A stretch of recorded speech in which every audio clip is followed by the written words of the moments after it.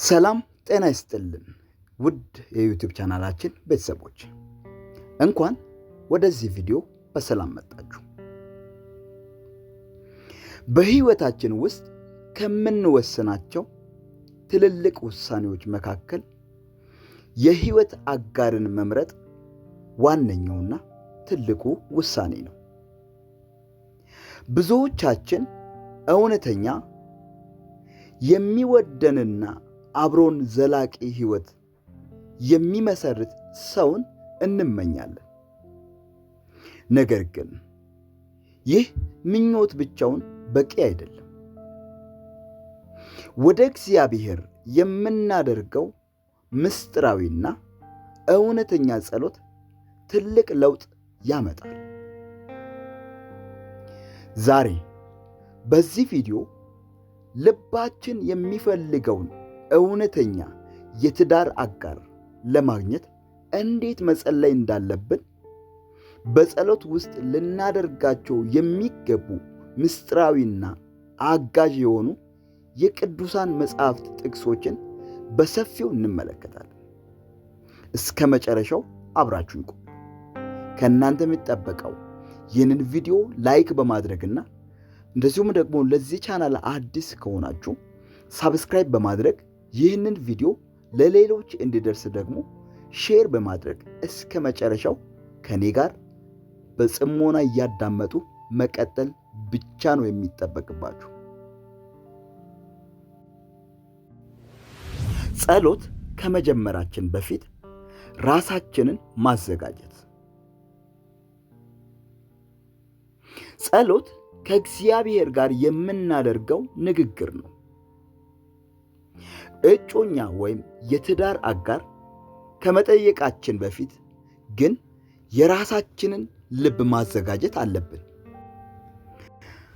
ራስን ማዘጋጀት እኛ መሆን የምንፈልገውን አይነት ሰው፣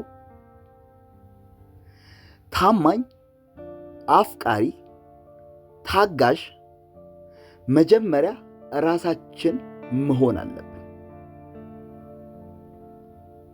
የልብን መሻት ማጥራት የምንፈልገው ለቁሳቁስ ወይም ለእውነተኛ ፍቅር፣ ፈጣሪ የልባችንን ሐሳብ ይመረምራል።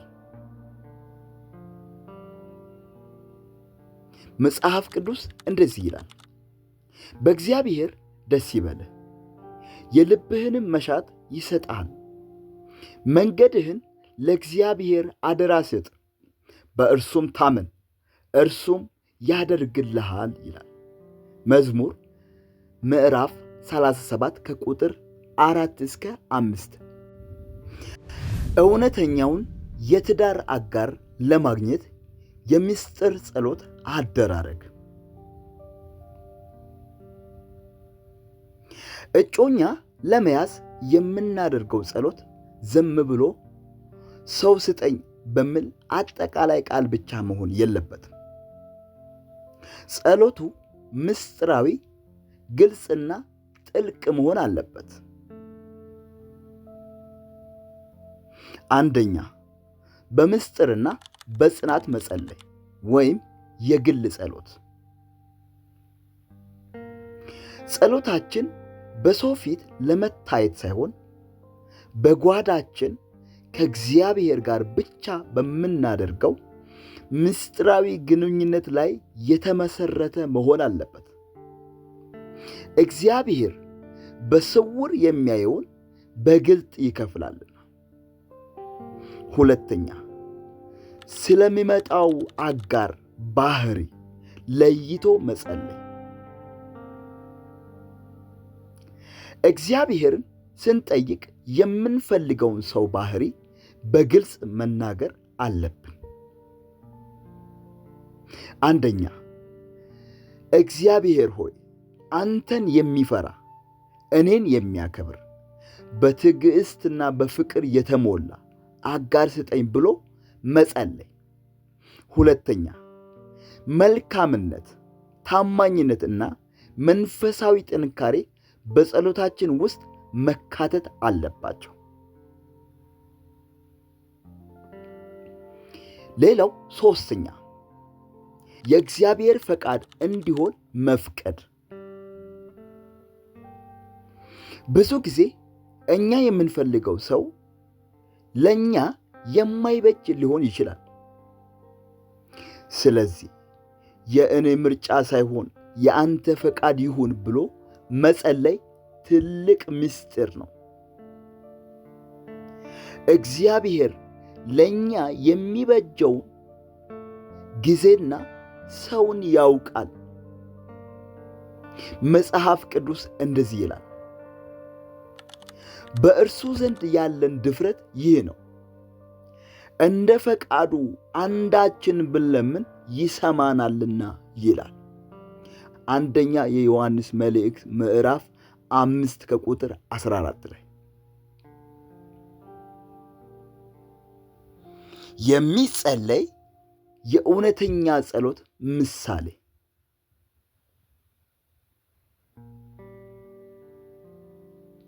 አሁን ደግሞ በየቀኑ በጸሎታችሁ ልትጠቀሙበት የምትችሉትና አጭርና ጥልቅ የጸሎት መግለጫ ላካፍላችሁ። እግዚአብሔር ሆይ የልቤን መሻትና ናፍቆት አንተ ታውቃለህ።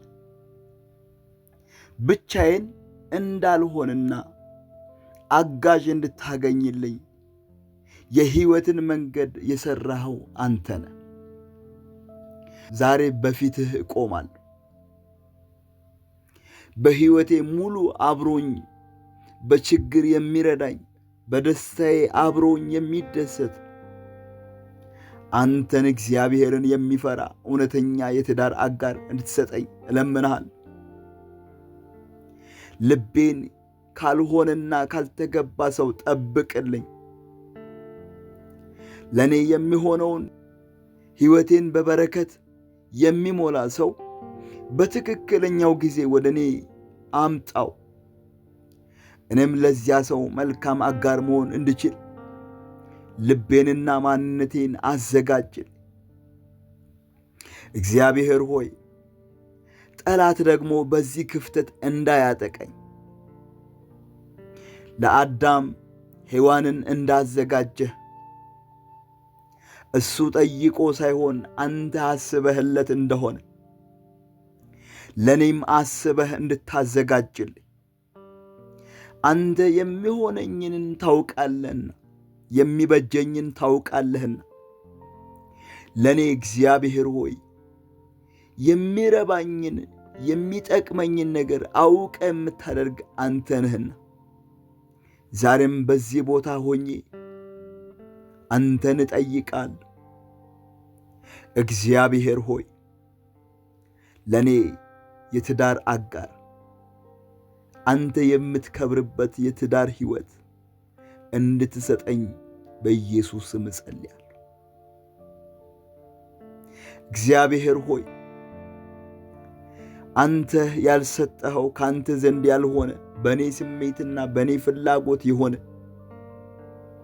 ነገ ላይ መጥቶ ሰላምን በሕይወቴ ውስጥ አያደርግምና ሰላም አልባ ሕይወት ይሆናልን። ያ እንድሆን አልፈልግም። ያላንተ ፈቃድ መንቀሳቀስ አልፈልግም። የጌታ መንፈስ አንተ ምን ማድረግ እንዳለብኝ አቅጣጫ ልትጠቁመኝ ትችላል። መንገድ ልታሳይኝ ትችላል። ስለዚህ ዛሬም በፊት ሆኜ ጌታ ሆይ መንገድን እንድታሳየኝ አቅጣጫ እንድትጠቁመኝ በፊት ጸልያለሁ።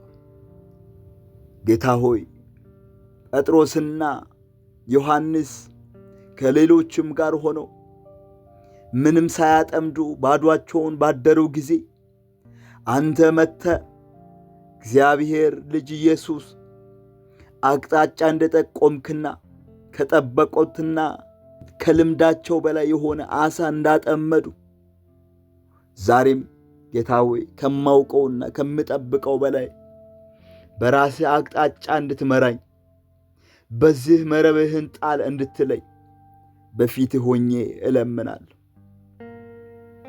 ጌታ መንፈስ ቅዱስ ሆይ አንተ በውስጤ እንዳለ አውቃለሁ። ከዚህ በፊትም ልምድ አለኝ። ስትመራኝ ነበር፣ የሚረባኝን ስታሳየኝ ነበር። የእግዚአብሔር መንፈስ ቅዱስ ዛሬም በዚህ ጉዳይ በፊት ቆሜያለሁ። ሳልጨነቅ፣ ሳላዝን፣ ሳልደነግጥ፣ ግራ ሳልጋባ ጌታ ሆይ ልክ እንደ ሰው ሆነ እንድታመለክተኝና ይህንን አድርግ፣ በዚህ ሂድ፣ በዚህ ግባ፣ በዚህ ውጣ እንድትለኝ እፈልጋለሁ። ስለዚህ ዛሬም ጌታ ሆይ ከፊቴ ቀድመ እንድትመራኝ ጸልያለሁ።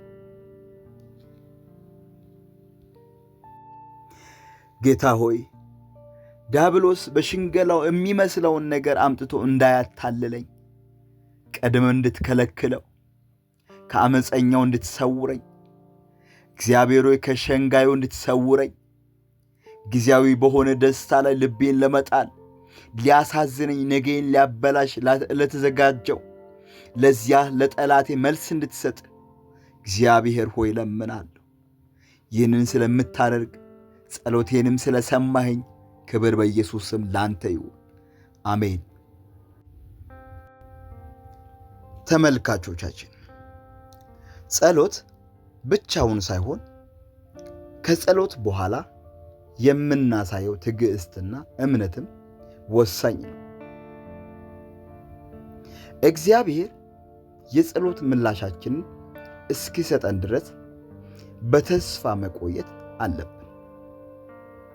ከአላስፈላጊና ጊዜያዊ ግንኙነቶች ራሳችንን ጠብቀን ትክክለኛውን ሰው መጠበቅ የጥበብ ሁሉ መጀመሪያ ነው። መጽሐፍ ቅዱስ እንደዚህ ይላል፣ እግዚአብሔርን ተስፋ አድርግ፣ በርታ፣ ልብህም ይጽና። እግዚአብሔርን ተስፋ አድርግ። መዝሙር ምዕራፍ 27 ከቁጥር 14።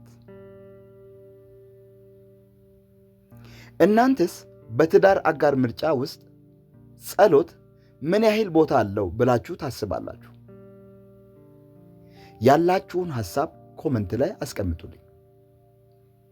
ቪዲዮ ከተመቻችሁ ላይክ ማድረጋችሁን፣ ለጓደኞቻችሁ ሼር ማድረጋችሁንና አዲስ ከሆናችሁ ሰብስክራይብ ማድረጋችሁን እንዳትረሱ። እግዚአብሔር የሁላችሁንም የልብ መሻት ይፈጽምላችሁ። በሚቀጥለው ቪዲዮ እስከምንገናኝ ሰላም ሁኑ። ቻው።